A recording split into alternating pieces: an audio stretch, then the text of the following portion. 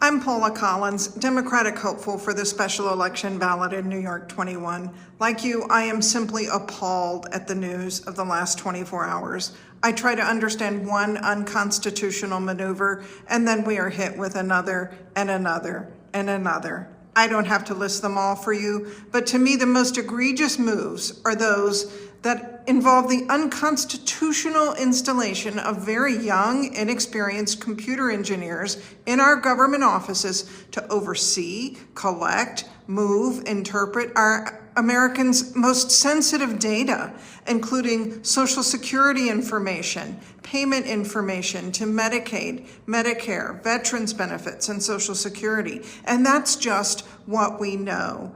Other egregious and unconstitutional acts include Sam Altman's work to put our nation's sensitive nuclear testing and lab information on OpenAI, making it available to the entire world. Today, I heard Senators Schumer, Warren, Murray, and a few others speak out about withholding votes and asking for answers. Listen, I know I am not yet an elected official, but when you're talking about Social Security and the nuclear codes all handed over to people who have never been elected, never undergone fingerprinting and a background check, I need to speak out as a citizen. We haven't even gotten into the tariffs that will go into effect within hours of this recording and how they will impact our life in the North Country, specifically with regard to heating oil and other energy resources. And then there's New Yorker Lee Zeldin, confirmed last week to head up the Environmental Protection Agency. And on his first day, he sends an email informing 1,000 employees that they can be dismissed at any moment. Again, unconstitutional in that these are federal employees who are entitled to due process review, and the funds that support their employment were already allocated by Congress. This is not the country that we had as recently as November 5th, 2024, when Kamala Harris was our Democratic candidate.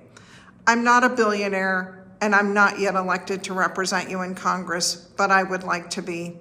I can tell you that as a solidly middle-class mom who raised her child alone and who is a proud card-carrying member of the teachers union, I'm on the side of the United States Constitution, and I'm on the side of the American people who, like me, just want to be able to put food on the table, gas in the car, and keep a roof over my head. I'm calling on my elected officials to do that which we say in the streets when we protest: shut it down. Do not vote to approve any of Trump's nominees. Do not vote yes on any Republican proposed legislation. Demand answers, and do not perform any official duties until the following things have occurred. Elon Musk and his staffers must be immediately removed from access to files, buildings, and data that deal with our national electronic systems. Trump must rescind all threats to our allies, not just offer the 30-day window he has negotiated today with Mexico and Canada. All threats, including but not limited to Mexico, Canada, Panama, Greenland, and Colombia. Trump must rescind unconstitutional tariffs to Mexico, China, and Canada, until negotiated trade agreements that have been approved by Congress can be made. Federal employees must be restored with full pay, title, authority, and benefits. Trump did not have the authority to gut our nation's federal civil service. All payments, including those to nonprofits, Medicaid, Medicare, and so forth that were threatened last week and are subject to the court-ordered injunction, must be fully restored, with promises to not unconstitutionally threaten to cut off appropriations that have already been approved by our Congress.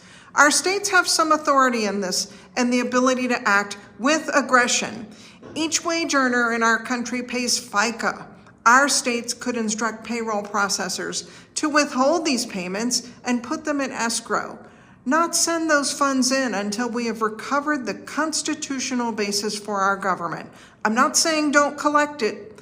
I'm saying have the states hold on to it in escrow until sufficient negotiations have been reached with the Trump administration.